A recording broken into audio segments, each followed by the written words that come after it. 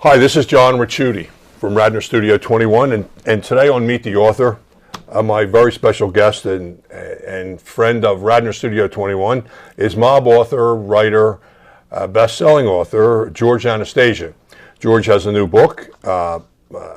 It's called Gotti's Rules, and like Michael Corleone, Mr. Anastasia is a Dartmouth graduate. And welcome to the show. Thanks for coming back on. I really appreciate you having you on again. Thank you. Always a pleasure. Thank you. In your new book, you talk about basically the taking down the mob, the mafia, or as we know it, through the eyes of a character named John Light. But just because maybe some people don't know who he is, John Gotti. Tell me, did you know Gotti? No, I knew of him. I wrote about him. And John Gotti Sr. was kind of the face of the American Mafia at the 1980s, 1990s. Very iconic figure. But I think one of the things I wanted to do with this book is kind of deconstruct the myth of the Gottis, father and son, and deconstruct the myth of the Mafia through them. You know, Gotti had this image, the celebrity gangster. The reality was he was a thug. I mean, and that's, in a lot of ways, people have a perception of the Mafia as this men of honor. The reality is it's all about greed and treachery. And I think that's what this book goes to. He didn't create the image of himself, though. No, I mean, well, but the difference, John, was, unlike, say, Carlo Gambino or Angelo Bruno, Gotti always made himself accessible. You know, he didn't run from the camera, he ran toward the camera. And he always had a quip, one line. And the media ate it up.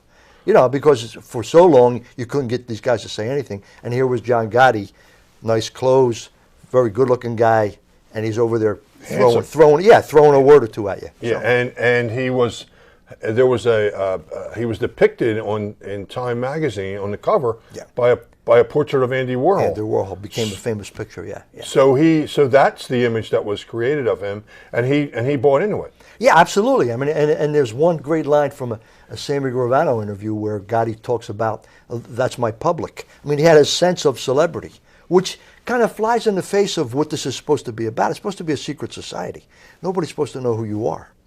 But I mean, and that's another reason why I think it's all come apart. Well, you said in your book that he was Neapolitan. Yeah, and Sicilian. Yeah, that's interesting. Can I say that you're Sicilian? Yes, sure. I mean, and that's something that I think Italians would understand. I don't know if Americans would understand. And that's why I wanted to bring it out. You know, I mean, each section of Italy has its own subculture, so to speak, and dialect. Right, and the image in Naples, and I use the phrase in the book, "Faccio una bella figura." You know, it's important to look good while you're doing whatever it is that you're doing, and that's part of that whole Napolitan approach to life. The roosters, you know, look at me. The only other gangster of prominence who was from Naples was Al Capone. And the same kind of, approach. Nice. Whereas the Sicilians, they want to go hide in a corner, drive a pickup truck. You don't need to know, you don't need to know who I am or what I'm about. It's nobody's business. That's the difference, I think, between the Sicilians and the Napolitan, and it's the difference between a gangster who's buying into the old school values as opposed to John Gotti, the celebrity gangster. And what came after Gotti in New York and even in Philadelphia with guys like Joey Merlino, they bought into that John Gotti syndrome. What's the point of being a gangster if nobody knows who you are? Right. Whereas Angelo Bruno would say, nobody needs to know who you are. That's the difference. Yeah, I was going to say Napolitan, but you actually said it better than I do with your South Philly accent. You actually said it better than I do. So I'm glad you said it. Did you ever try to? Certainly, a guy like yourself must be fascinated with trying to get inside their heads and see what makes these guys tick. Well, there's no logic to it, because if you're approaching it logically, morally, you say, how can you condone what it is that you do? Shakedowns, violence, dealing drugs, killing people. So it's hard, but when I talk to enough of these guys, the ones that delude themselves basically say, it's like I'm a soldier. He said, and I'm in a war, and the guys that are in this life with me know that violence is a part of what happens. If you break the rules, you're going to pay a price. I think that's the way they justify it in their head. And John A. Light, the principal figure in this book, bought into that for the longest time. And even today, he's still wrestling with, how did I become that guy? Why did I do what I did? I mean, he confessed to, I think, 6 murders, but he'll tell you, I've shot so many guys, probably some more of them died that I don't even know of. And he said, I've shot 35 to 45 guys. I baseball batted or piped another 100 guys. He said every day, he said, I can't remember all the crimes I committed. He's very frank about it. He doesn't try to sugarcoat it. Who was the first wise guy you ever met? Well, I met guys in and out of courtrooms, but the first guy I ever sat down and had a long talk with was Nick Caramandi, Nicky the Crow. The first book I wrote was called Blood and Honor, and it was based off of the stories he told me, yeah. So how did you get to meet him? Nicky the Crow became a cooperating witness, one of the first in Philadelphia. And while he was being held in protective custody, the FBI, to make him happy, said, you want to do a book, we'll help you set it up. And eventually, through the FBI, I was introduced to him and spent time interviewing him. So the FBI helped set that up. So did you say to yourself when you walked in, you go, holy... Well, I mean, was it like meeting the super athlete or something? Well, it was interesting because I already knew a lot of the backstory. So it was fascinating. But, I wasn't in awe of this guy. Nicky the Crow was a con man and a murderer. But he had a great way of telling a story. Nick Caramandi, Ronnie Previty, who I wrote the book The Last Gangster, and John we talked about him. And John A. Light. They're probably the three most interesting guys and the ones I got to know best. And each in their own way had a certain charm about them. They were charismatic in their own way. Nicky the Crow was a con man, and so you were always laughing with him because he was a great storyteller. Previty was a very intelligent individual, and at times he would shake his head like, I can't believe, one, that I did this stuff, two, that I got away with it, and three, that I'm sitting here talking to you about it now. A Light is somewhat like that and very self-deprecating, never tried to sugarcoat anything. And A Light, he's 52, I think is wrestling with how did I go off track and how do I get back on track? You said in an interview that I saw with you that you spent somewhere around 300 hours talking to A Light? Yeah, we used to meet. To do a book? Yeah, we used to meet for breakfast at the Marlton Diner in South Jersey. Sure. And at least once a week, sometimes I thought it was twice. Ponzio's. No. But he's lived closer. He lived up in Central Jersey, so that was kind of a central meeting point for us. We would have breakfast or lunch, and we'd sit and talk. And as I got more into it, as I'm writing a chapter, I would send him a chapter. He would read it. We'd talk about it because this is the story of the Gottis, but it's primarily told through his eyes. So he's the principal figure in the book. Were you fascinated with doing these types of stories because of your Sicilian heritage? I mean, I'm not going to ask you if you had any gangsters in your family, but was it because of your heritage, or is it because of where your academics took you? I think it's a lot of different reasons. One, the mafia is the dark side of the Italian American experience. It's a small part of who we are, but it's part of who we are. So I was always fascinated with that. And from a writer's perspective, you can't make it up any better than it is with these guys. No, you can't. And so it's a rich, can't make that stuff yeah, up. it's a rich story. So I think for those two reasons, I kind of gravitated toward that, and I was able to carve out a niche. And I was fortunate, John, that I worked at the Inquirer at a time when they had a lot of resources, and they let reporters have their heads. Go do it. And I was able to develop, access that probably today, if I were a reporter, I wouldn't have the time to do that. And you understood the culture. That's the other thing that helped me. When I sat down More with than Caramandi, anything, you understood. Yeah, I mean, we in a lot of ways we came from the same place. Yep. And that's important. Whether it was Brooklyn or South Philly. Yeah, exactly. Or Queens. Yeah. It's the thing. So now I want to get to now we know a little bit about Gotti. I want to talk about his daughter too, who is a fascinating character unto herself. But John A. Light. Yeah. How does John A. Light come into this whole thing? Because he's the guy that really took The interesting thing about Junior down. Yeah, John is from Queens, the same area as the Gottis. He's not Italian, he's Albanian, so he could never be a made guy. But he bought into that whole concept of the mob. He was fascinated with it. And the interesting thing about him, and I've thought a lot about this, he was a very good athlete. And he was a baseball player. Baseball player. He started for 4 years on his high school team, played varsity all 4 years, got a scholarship to the University of Tampa, went to Florida, and he wrecked his elbow, and they had Tommy John surgery, and it didn't work. Right. So his baseball career was over. So he came back to Queens, and he went into the neighborhood. He started dealing drugs, and that's how he ended up in the orbit of the Gottis. What part of Queens? Bergen? Is that Woodhaven. Woodhaven, and the Gottis were from Howard Beach, I think it was. They were adjacent neighborhoods. But I think, as I thought more and more about this, I think A. Light took the attributes that made him a good athlete. Be aggressive, be daring, always try to be better than the next guy. And he kind of morphed that into his approach to the underworld. And he was, for want of a better expression, kind of a rising star. And he saw if he hooked up with the Gottis, he'd have access, he'd have status, he'd have power, and he would be able to make even more money. And he frankly admits that. You know, his fascination with the mob, coupled with the realization that the Gottis were the power, go with the power and you'll do well. Those neighborhoods you talked about, are they predominantly Italian? They were at one point. I think it's a lot like the neighborhoods in Philadelphia. You've got overlap now of different ethnic groups. Okay, so he was dealing drugs, and he gets to know Junior. He's dealing drugs on a low level, cocaine, small quantities, and he's got some people working for him in a couple bars. And another drug dealer who knows Gotti, a light believes the drug dealer gave him up. And Gotti approaches him and says, if you're dealing drugs, you got to pay. It's a street tax. And he said Gotti asked for $500 a week. And he laughed and said, I'm not making that kind of money. And he said he think he's paid him in the beginning $100 or $200 a week. But it opened the door to him. And then he started dealing with Gotti. And he got to be friendly with Junior. Right. And then they started doing business together. And then it just expanded. Did he have that Dallas Cowboys jacket on? Junior, I noticed. There's a picture of him. He's a big. One of the stories. It must be part of that part of the United States. There. One of the stories they like. There's another guy that likes the Cowboys up there too. A tells a story about they went to Vegas one time and they bet 10 grand on the Cowboys and they lost. And he said we ended up before we left Vegas to come home, we were at the nickel slot machines because we were busted out. But he said, yeah, he's a big Dallas Cowboy fan, John Jr. Well, and along with somebody in New Jersey, whose name will go unmentioned. So he gets to be friendly with what's Junior Gotti like? Well, that's one of the things Light says. He said, you know, Junior Gotti had the name, but he didn't have the street smarts. And Light says Gotti Sr. wanted me around Junior, one, to make sure he didn't get jammed up, and two, to kind of show him how to do things. He said, I knew how to deal drugs. I knew how to run a sports book. And we went into both of those businesses, and we made a lot of money.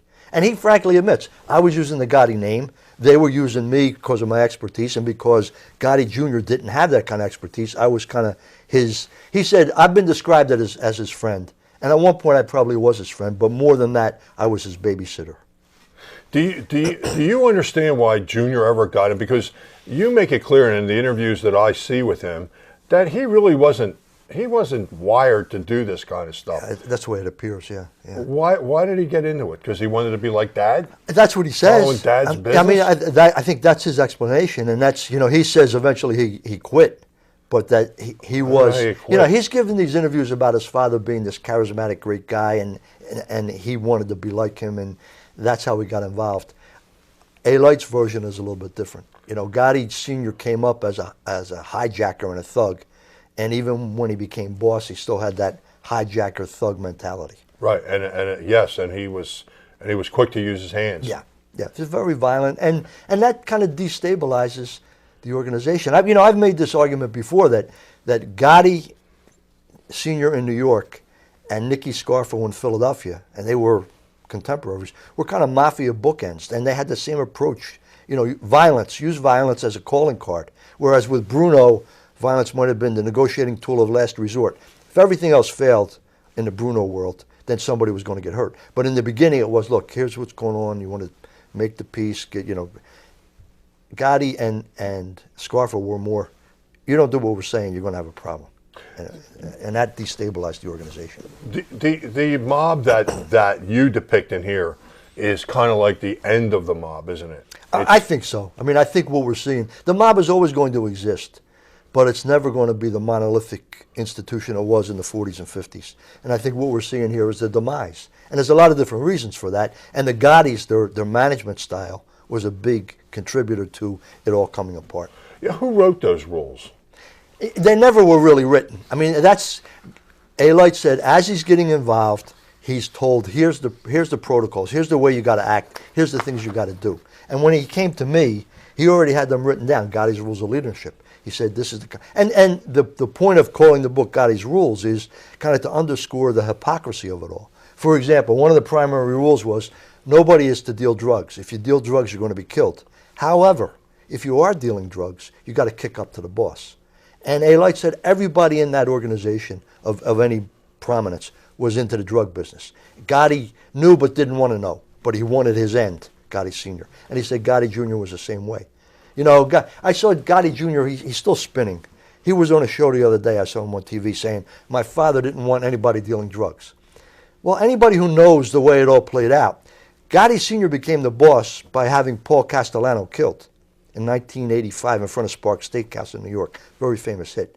Gotti Sr. had Castellano killed because Gotti's brother Jeannie, his best friend Angelo Ruggiero, and John Carniglia were jammed up in a heroin case. And Castellano had already issued the edict, no dealing drugs. If you deal drugs, you're dead. Those three guys would have been killed. Gotti Sr., to protect his three guys, had Castellano killed. So this whole hypocrisy of the drug thing is exactly that, hypocrisy. You know that for sure? Yeah. Oh, yeah. I mean, one of the Castellano murder was one of the things Gotti Sr. was ultimately convicted of. Yeah. What's your connection to the FBI? That's got to be a bridge for you somewhere. Well, you know, it ebbs and flows. There are times when guys like me. There's times when they don't like me. The FBI in Philadelphia, there were guys who I had relationships with. Other guys were very upset. The FBI's got a funny attitude. It's like if they don't tell you something or if they don't want it out there, you're betraying them by writing it or putting it out there. And sometimes I would do stuff they didn't like. Well, that was where I'm going to get to. Did you trust them? Some. I mean, it's a personal relationship kind of thing. It's guys I knew who, I mentioned a former FBI agent in the book, a guy named Dave Gentile, very good guy. He ironically ended up becoming a friend of John A. Light's, unbeknownst to me. And Dave was a guy who I could always give a call to and say, you know, here's what I'm hearing, what do you think? And he would be honest. All I wanted was be honest. You can't tell me something, say I can't talk Did you reach out to them or did they reach out to you, the FBI? In the beginning, I think I was putting calls in, and eventually, when I got to a level of expertise, I would get return phone calls. They would never reach out for me because the FBI never wants to acknowledge that they don't know everything. It's funny. It's his ego involved. Oh, I have no doubt. Did you know Jack Meehan? Yes, sure, yeah. Okay. Yeah. I mean, there's some good guys, and some guys who, you know, there are guys in law enforcement who've looked out for me. There was a time when Stanford wanted to kill me, and there were guys in law enforcement who, you know, put out the word that you don't do that kind of stuff. Do you ever think about being a target? No. The time I had the problem with Stanford, I learned about it very much after the fact, and I think it was an aberration. So it's not something I worry about. So now you're friends with. This is my word. Right. Yeah. You're friends with John Light. Yeah. And so he tells you. Did he tell you anything you really didn't know or suspect? Well, yeah, he told me a lot of stuff. I mean, he called me.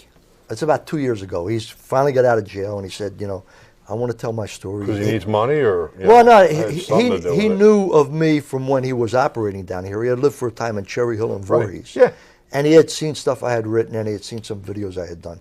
So he called me up, and he said, I want to tell my story. It's come out in bits and pieces when I testify, but I want to tell the whole story. And he said, I think you know how to do it. So we had breakfast, and we hit it off.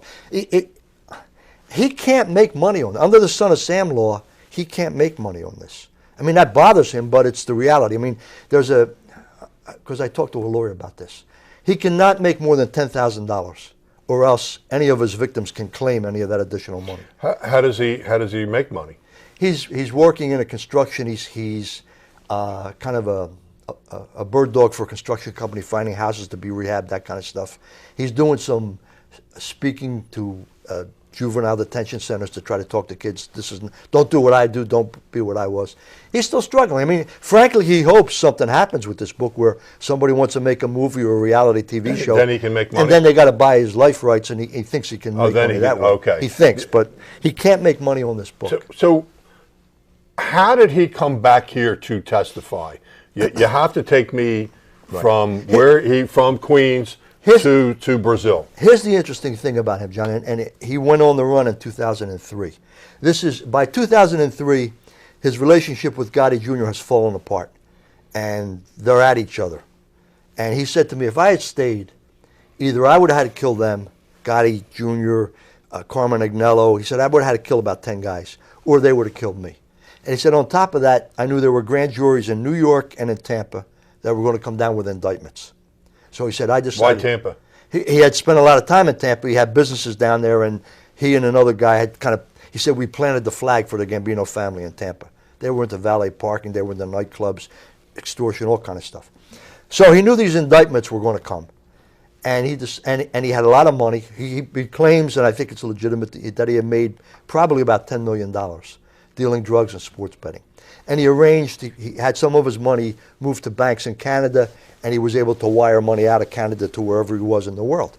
Now, That's pretty crafty. That's the point I'm getting to. I know a lot of guys who I've talked to from Philadelphia and South Jersey. They go on the run. They go to the Poconos or the Jersey Shore, and that's like the edges of the universe. They're not going to go any further because you're going to fall off. This guy goes on a run. He's in and out of 12 different countries. Right. And as I'm talking to him, I'm realizing he's enjoying it.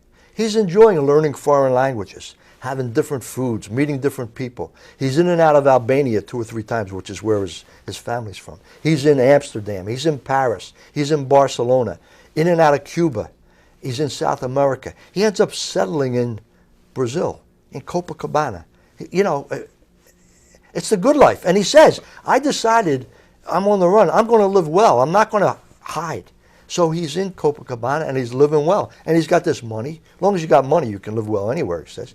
And that's the last 6-8 months. He's living in Copacabana, establishes a beachhead there. He's not into crime anymore because he's on the run. And he knows he's being looked for. And he was about to leave. He got it. He said, I've got a sixth sense about this. I knew it was time to get out. You know, there are too many things going on that little red flags indicated that they might be closing in on me. And he said, I waited a day too late. And he was like a squad of Brazilian police surrounded him on the streets, took him into custody. And then that's how he ended up in a Brazilian prison. Horrific experience. What did the police arrest him for? There was a warrant, an Interpol warrant. There was a sealed indictment in Tampa. He was wanted for murder and racketeering. So they arrested him to extradite him back to the United States. He went into a Brazilian prison and fought extradition for almost 2 years. I said, John, why didn't you go back instead of? He said, well, number one, I thought I was going to be able to make bail. If I made bail in Brazil, I was going to take off. He said, and I already had it in my head. I was going to Cuba or Venezuela because they couldn't have extradited me back from either one of those countries. He said, and I could have lived very well either place. He said, I didn't make bail. How could he have lived well in Cuba? How could he have done that? With money. You can do that? Yeah. I know I sound... He spent... Silly. He was in and out of Cuba twice. He said anytime he was on the run when he got a sense that Interpol might be closing in on him, he went into Cuba to kind of wipe his path clean, and then he would come out again and they'd have to pick up his trail somewhere else. But he was able to get into Cuba as an American citizen. Yeah. And he enjoyed it. He said, well, you know, he was in Havana. He said, there's some nice places there. Judging by the pictures in your books, it looks like he had the Gumad. Yeah, he showed me other pictures. It seemed like he had a beautiful woman everywhere he was. He's a very charming guy in his own way. Yeah, and he's a good-looking guy. Yeah. And he's very athletic. Yeah. So when he's in the Brazilian prison, he said, first I thought I was going to... Arroyo Franco? Yeah, Arroyo Franco. Yeah, that's one of the worst prisons. He said, first I thought I was going to make bail. Secondly, I thought I was going to win the extradition argument. Because Brazilian laws, he said, my lawyer told me they can't, you know, given the situation, I think we can beat this. So he said, that's why I didn't agree to go back. I was fighting this. And then he said, eventually, when it wasn't working out, I was going to escape and take off. But it was almost 2 years, and by that point, he was extradited back to Tampa. And then at that point, he said, I made a decision. What am I being a stand-up guy for? He had already heard at that point, 2006, that Gotti Jr. was trying to cut a deal. And that's one of the things in the book. Gotti Jr.'s attempt to meet with prosecutors and give up information and possibly become a cooperator. It's one of the reasons Gotti Jr. hates this book, because it presents an FBI document that clearly outlines what he was trying to do. Well, the interviews I saw of Gotti Jr. do not make him believable. He looks like a spin doctor. I think that's exactly it, and that's what if you talk to A. Light, that's what he'll say. He said, look, I was garbage. The Gottis are garbage. I've admitted what I was, and I'm trying to change my life. He said, Junior is still in a fantasy, trying to spin it and control the narrative. And he lives a handsome lifestyle on the Gold Coast of Long Island. Yeah. The smart real estate investments, he says. What are you going to do? Do you think that this is just a? Do you think that a light had an affair with Victoria Gotti? You know what? It's interesting. A lot of that was written about when he testified. When John A. Light testified in 2009 at Junior's trial, the New York tabloids went nuts about that. And when I first started talking to John, we were talking about some of that. To his credit, he said, look, she was young, I was young, we did what we did. That's not what this book ought to be about. You want to mention it, fine, but I'm not going to go into chapter and verse. This ought to be about the underworld, what I did in the underworld, the horrible things that happened there. I don't want to go into a lot of detail. So he doesn't want to be a kiss and tell kind of guy. He said when he was on the witness stand, he had to talk about it because he was being questioned about it. But he said, "But why would it matter?" That's what I try to say in the book. In the greater scheme of cares? things, exactly, John. In the greater scheme of things, this is not a book. It doesn't have any relevance to what the issues are here. Right. So he was good with that. I mean, I give him credit for that. Your descriptions of the Uriah Franco prison are the most. They rival anything that the Nazis could have done, as far as conditions, camp conditions. It was horrific, and John. Do you know that? Do you know that prison? Well, from pictures or just his descriptions? Here's the thing, and it's, how do you check this stuff out?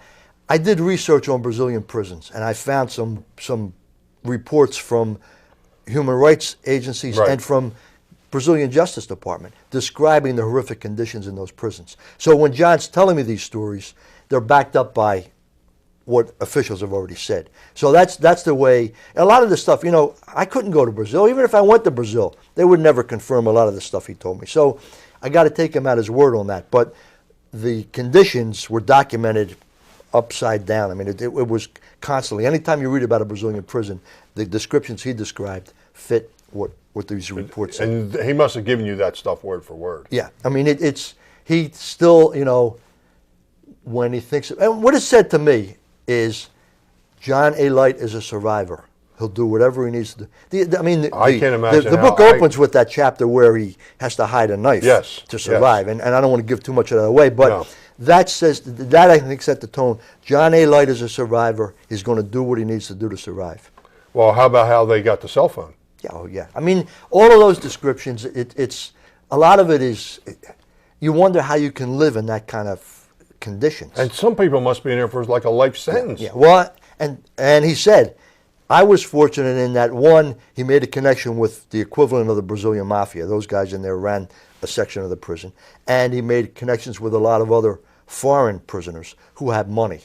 And he said, if you have money, same as in American prisons, if you have money, you can ease the situation a little bit. So they had guards that were smuggling in food and beer, and they at one point they even McDonald's, smuggled pizza, beer, prostitutes. So there were, but if you look at the conditions they're in and the filth and it's astounding to read that. And that's part of the backstory, and I think that's why this is a little bit different than the typical mob book, because it's his story, all his experiences, whether it's life on the run or life in that Brazilian prison, gives a different dynamic to it all. So before you got to know John A. Light, did you know, did you have an opinion about the Gottis? Did you think they're frauds? Yeah, I had covered some of the Gotti trials, the Gotti Sr. trial, and I covered part of when Gotti Jr. was put on trial for the attempted murder and kidnapping of Curtis Sliwa, the Guardian Angel leader and the radio personality in New York. Gotti Jr. had been tried 3 times, and each trial ended with a hung jury. I remember going up to New York to cover one of those trials, and it was, to me, it said a lot about where the American Mafia was at that point. It was more something that you would see on Mob Wives rather than in The Godfather. Here's Sliwa on the witness stand, and he's kind of a bombastic personality in his own right. And there's Gotti Jr. at the defense table, and sitting in the back of the room is Victoria Gotti, his sister, whose reality TV show Growing Up Gotti is about to enter its 3rd season at that point. And I said, this is the American Mafia today. Here's where we are. Right. So, I mean, I knew that story, and I knew something about Senior. So A. Light was able to kind of give me the view from the street. And I think that's what I tried to tell the story is, from street level, here's who the Gottis were. So A. Light says to you, this is the real story. Yeah. So at that point, your feelings are, you don't have feelings about how the American Mafia is at this point. The only thing you know about the American Mafia is what you know about South Philly. Well, yeah, I mean, I knew Nicky Scarfo. that's and my Gotti. yeah, that's the American Mafia from Philadelphia, South Jersey. I know what has happened there. But I think what I also know is what we're seeing across the country is the demise of the American Mafia. And why is it coming apart? And part of it is sophisticated law enforcement. Part of it is the death of Omerta, the code of silence, cooperating witnesses. Part of it is this whole celebrity thing. And the other part of it is, and I've said this before and I say it in the book, I mean, part of if you want to call it a problem for the American Mafia was today the best and the brightest in the Italian-American community are doctors, lawyers, and educators, and the mob is scraping the bottom of the gene pool. And in the book, I said, and that's where you found the Gottis. You know, in 1940s, a guy like Gotti would have never been a boss. He'd have been a knee buster and an enforcer, but he never would have been the boss of a crime family. But in 1985, he becomes a boss. Same mentality that he had as a knee buster. It's not the way you run a crime family. So all of those things, I think, have contributed. Did you ever go to the Bergen Hunt and Fish Club? No. I never was there. I've walked past the Ravenite, which was on Mulberry Street. That's closed now, but I used to walk past that when I was up in New York. But never was out in Queens at the Bergen Hunt and Fish Club. That was their primary headquarters. Yes, that's where all the business was conducted. Yeah. And they actually market all their stuff. Shirts. Well, that's indicative. Sweatshirts. Yeah, it's the Mafia has become a brand now. Yes. It's like Prada or Dolce and Gabbana. You know, buy your Mafia shirt. Buy your Mafia coffee cup. You talk about Mark the Jew. Mark Ryder. the Jew's son was killed while he was in prison. Mark Ryder is in prison now. Was a major, big time heroin dealer, and they got to know him and got to know his sons. And that's another thing about that talks about is how Gotti Sr. would betray guys who were good to him. Ryder was indicted for being a major heroin dealer and went to jail. And Aylite said in Aylite's presence, he saw Ryder give Gotti Sr. $100,000 in a suitcase. He said this guy was making tons of money and Sr. was getting some of that money. But when Ryder got indicted and Ryder was going to jail, Sr. started to badmouth him, called him Mark the Jew. He's no good. He's a scumbag. He's a drug dealer.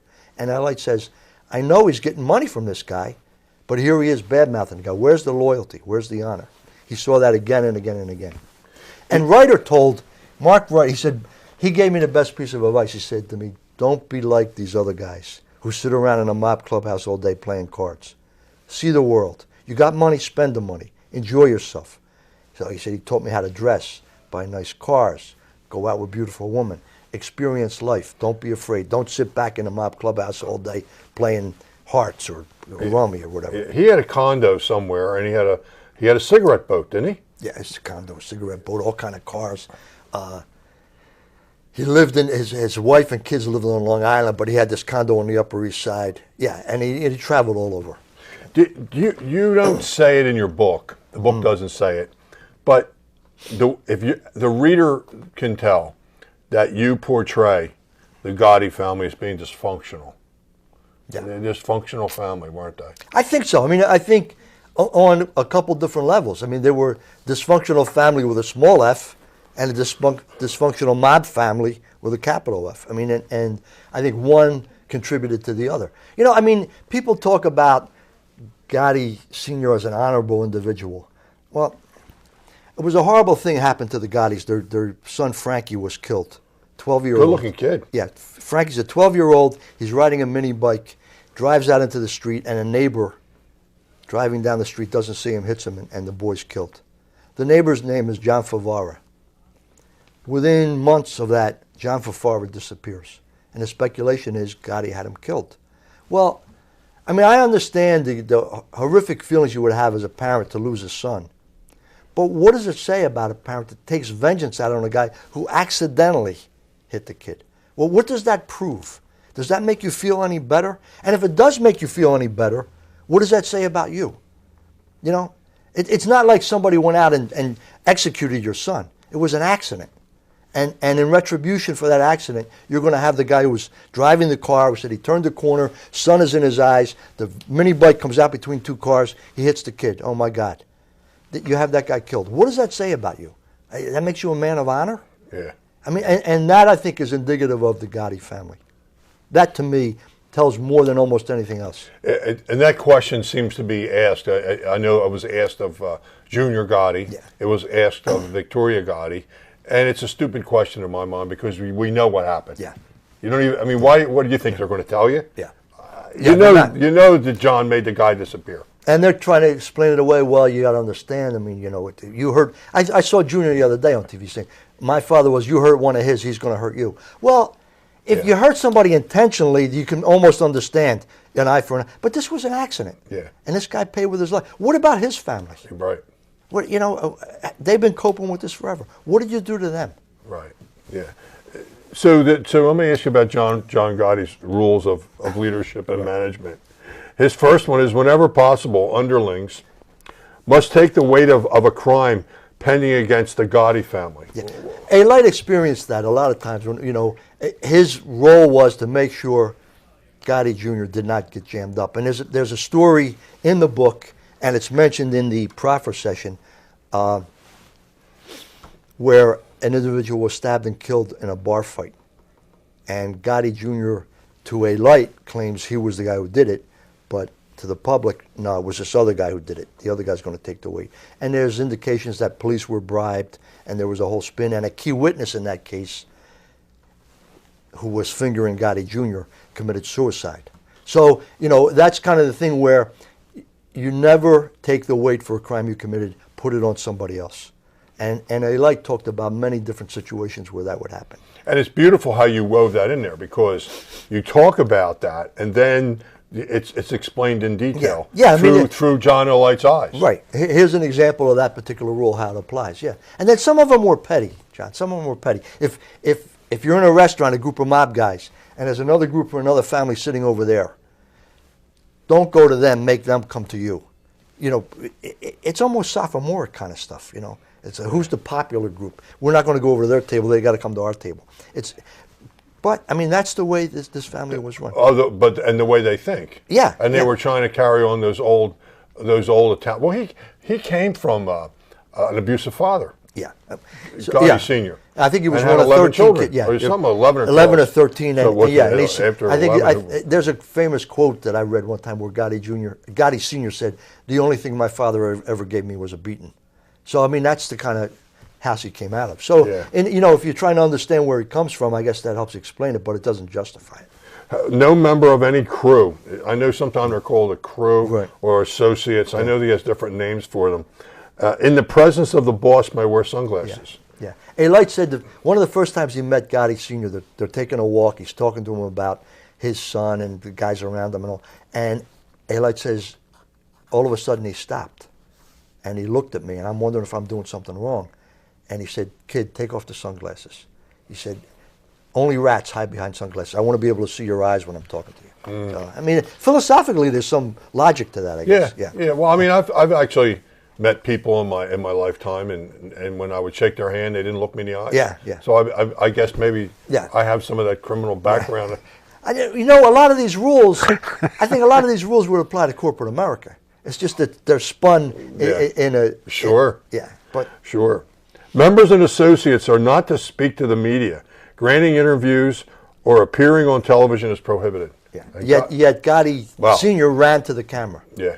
And A Light's also got an interesting take on that. He said, you got to understand, after the Castellano hit, there were members of organized crime in New York, specifically the Genovese crime family, that wanted to kill Gotti because he had violated the principal rule. You don't kill a sitting mob boss without the permission of the commission. And A Light said Gotti was smart in that he kept the media around him. It was a buffer. It's a form of protection. She said same thing with having these 4th of July parties with the fireworks in the neighborhood. A lot of innocent civilians all around you. It's a buffer for you. He said Gotti was smart that way. He understood he had a problem, and this was kind of his way of establishing some kind of protection. So he's a clever guy. Oh, Gotti Senior, very clever guy. His son's, Junior's not that smart. No, I don't think Junior got it. Junior got the mantle but Junior never understood the way to play the game. And he was given. Yeah. Well, that's one of the reasons. He was given a position. A made man. A. Light says a lot of people in the organization didn't respect Junior because they didn't think he earned his spot. He was given the spot. So. Wives and girlfriends, or the other word, are to remain low key. Yeah. They are not to speak in public or call attention to themselves. Yeah. Yet, Victoria Gotti, Gotti Sr.'s wife, never backed down from him, which is, I mean, kind of to her credit. A. Light talks about that. He's been in the house where she and he are going back and forth. He said she had more guts than a lot of the wise guys who would cower in John Gotti Sr.'s presence. The other thing, if you think about that rule, Victoria Gotti had her own TV Growing Up show. Gotti reality show. Yeah. Victoria Gotti wrote books. I mean, so...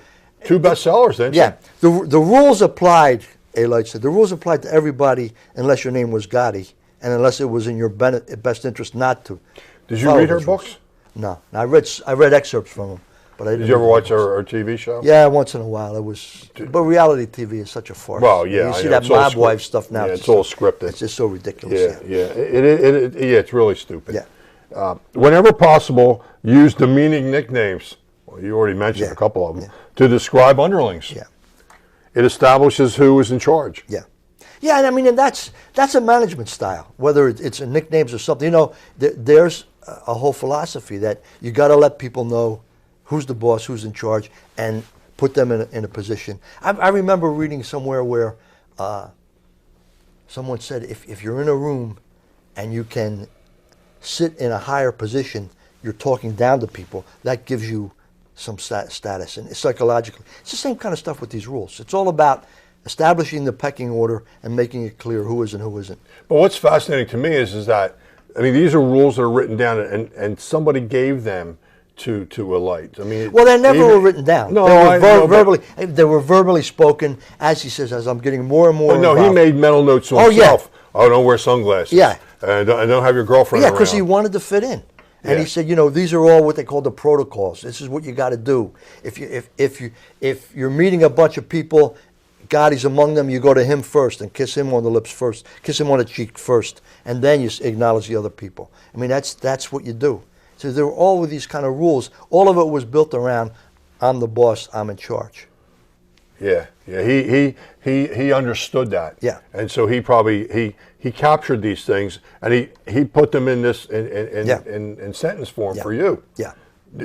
But it's something you probably innately knew anyway. Well, a lot of it, I mean, a lot of it is that whole thing about dealing drugs, the hypocrisy of it. Well, that's the next one. Yeah. Drug dealing is prohibited and punishable by death. Any member or associate dealing drugs must share the profits with the boss. Yeah, that's the hypocrisy. You touched on that. Yeah, that's the hypocrisy of it. Right. You can't deal drugs, but if you're dealing drugs, you got to give me a piece of the action. Piece of the action, right. Right. Always keep underlings waiting. Yeah. It reminds them of who's in control without saying a word. Yeah, he said Junior would show up an hour late for a meeting on purpose. That's just what he did. Call a meeting for 10 o'clock, be at the club, he'd come in at 11, just to make that point, you know. Is that good management? I don't know. I don't think so. No, I don't think so either. You know, when you it's almost petty when you think about it. Yeah. You wonder if they actually had a mission statement. Yeah. and a business plan. No member or associate, and here they're associates. No member or associate is to fool around with the wife, girlfriend, or daughter of another member of the organization. Yeah. Well, I mean, I think that goes back to any time. Yeah, and A. Light said that rule was broken consistently. Really? Yeah. What does I had to go back to this. Does he think that he could have had a long-term relationship with Victoria? Could he have married her? Would that have been acceptable? No. He said, I don't think, no. He realized he couldn't. She had to marry a guy, a greaseball like her father? I mean, she was already. My word. She was already engaged at that point. Oh. And he knew that.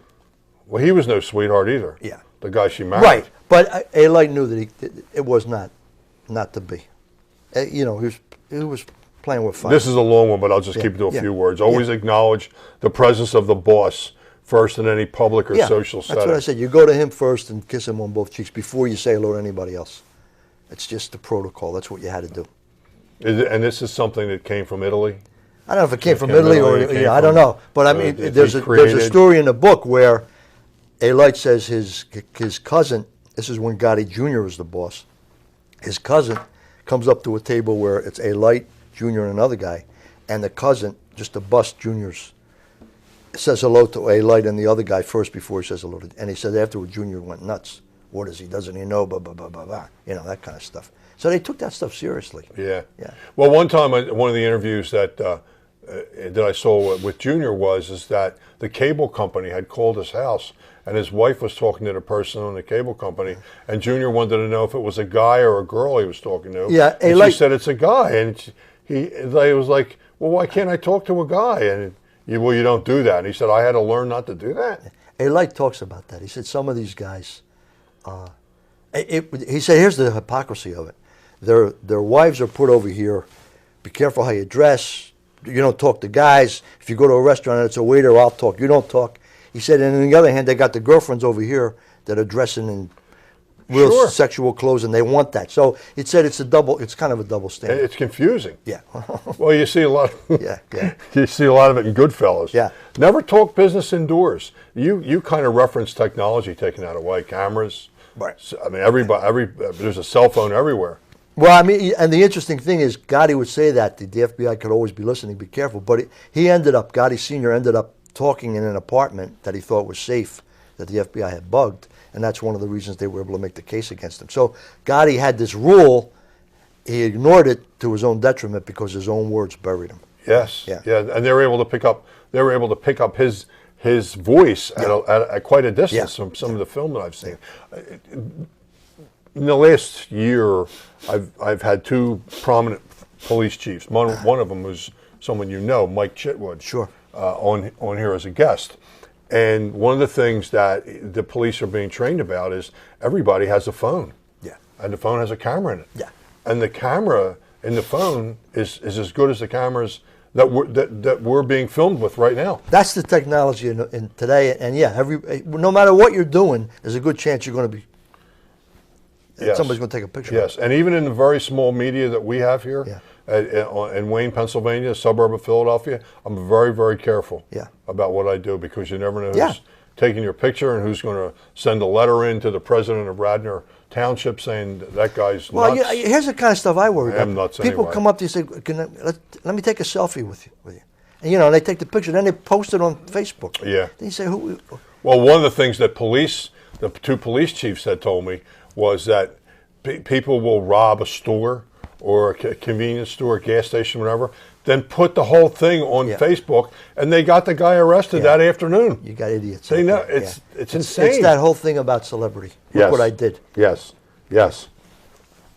When number 11, when charged with a crime, no matter the circumstances, do not plead guilty.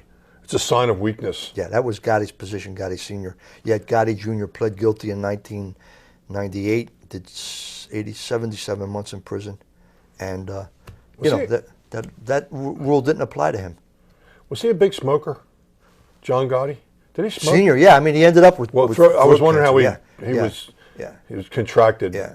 He had a horrible at the end. Cigars or cigarettes or something or both? Cigarettes, I think. But I mean, you saw his face. Oh yeah, you saw that. It was awful at the end. Yeah. It says always manipulate the facts to present positive image.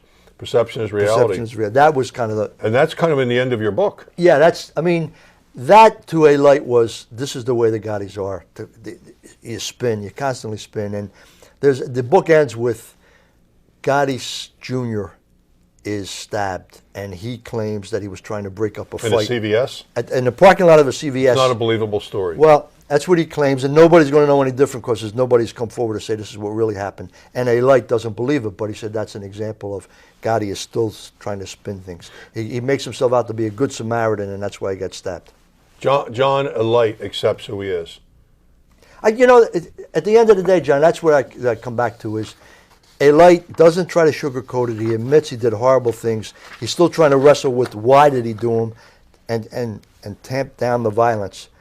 But he says when he looks in the mirror, he knows who he is. He says when Gotti Jr. looks in the mirror, who does he see? That's the way kind of the book ends. I know you said this earlier, kind of, and I don't want to prolong it. Can you like John A. Light? Yeah, yeah. I mean, I get to know him after the fact, and always part of it is this is the guy who did all these things. But he's talking about redemption. He's talking about changing his life, and I want to believe that. Now, is he really changed his life? We got to sit here 10 years from now and say, yeah, he did, or yeah, he did. Right now, you can't say. He's saying he wants to. He's trying to, but it's too early. But I'd like to give him the benefit of the doubt. And there's a part of him, I think, that was genuine in that he realizes the horrific things he did. He realizes he lost a whole section of his life with his kids that he's trying to get back. And his value system has changed. What's important to him now, at least what he's saying, is not what was important to him back then. And I think he's back on the right path. Whether he succeeds, who knows? Does he think that there are people that want to kill him? Yeah. He's not. Here's what he thinks. Gotti Jr. doesn't have a lot of friends in the underworld. So the real wise guys are not going to go after a light in retribution for what he did to Gotti Jr. But he said there's always young kids, punks out there want to make a name for themselves who might try to take a shot at him. He worries more about they're going to do something to his kids because his kids still live in Queens. And he said, my kids have nothing to do with any of this. And anything I did, they shouldn't be held accountable for. But he said there's some punks out there that might try to hurt them. And he said, if that were to happen, he says this to me several times, if that were to happen, then you might see the old John A. Light back on the streets. He said, because if anything happens to my kids, then all bets are off. And those are the children with his wife, Claudia. Yeah, but his common law wife. That was a common law wife. Common law, 25 years, so it's his wife. He calls her his wife. Yeah. Do you believe that he really is the person that you just portrayed? That he wants to be a better person. Yeah, I think so. He wants to do the right thing. I think so because he came out of he was poor growing up, but he had a value system. And as I said, he was a very good athlete, and his father and mother always tried to instill in him, this is the right thing to do, don't get involved. Now he went off track. Is he back on track? I like to think so. Here's the thing. If he's out there struggling 2 years from now, 3 years from now, still doesn't have money, still trying to pay his bills, I think he could drift back into that world. I mean, I hope he doesn't. I like to believe he wouldn't. He says he won't. But none of us can determine how that's going to play Do you out. stay in communication with the people the characters that you portray? Sure. Do they become your friends? I don't have to. Well, I would say Ronnie Previty's a friend of mine, and I think John's a friend of mine. Caramondi still will call me from time to time. Other guys might call me. I mean, it's... Like, would you and your wife ever go out to dinner with them? No, I don't think we would go out to dinner with them, but I have a relationship with them. I don't try to bring them into my family. You know what I mean? Do you talk to your wife about these things? Oh, yeah. My wife... What does your wife think? Dude, this guy's nuts. No, my wife... My wife at one point was a reporter. I mean, that's where we met at a small paper, so she understands the business. And she also understands that, I've been able to make a pretty good life for us based on writing about this stuff, so it's kind of a trade-off. I got to deal with this, but it's what I do, and it's who I am, and it's just, it is what it is. Let me ask you this. My wife's also Italian, so that helps. I mean, she's... Yeah, that she would understand. She understands. She would understand. Mine wouldn't. Yeah. She's only picked that up from me. Yeah. Sammy the Bull. Yeah. Was this guy as nasty as Sammy the Bull? Here's what a light says about Sammy the Bull. Sammy the Bull, I think, claimed... They physically look alike. Yeah, well, Sammy the Bull claimed, I think, 20 murders. A light says, in reality, Sammy the Bull probably committed 2 of those murders, and he ordered the others. A light said, I was out on the street doing the murders. He makes that distinction. The other distinction is Sammy the Bull could never stop being Sammy the Bull. Even when he was relocated in Phoenix, he still wanted to be Sammy the Bull. Got back, he was dealing drugs, he's back in jail. Right. A light says, I've come to a point where I realize that's not the life. He didn't want to be in a witness security program. No. Did you ask him how does it feel to kill that many people and did? I mean, not specifically, but we talked about it all the time, and he kept coming back to some of these guys were going to kill me, so I killed them before they could kill me. Yeah. Others, he said, I had this violent temper, and my approach in the underworld was, you have to know if you're going to come after me, I'm going to come back at you.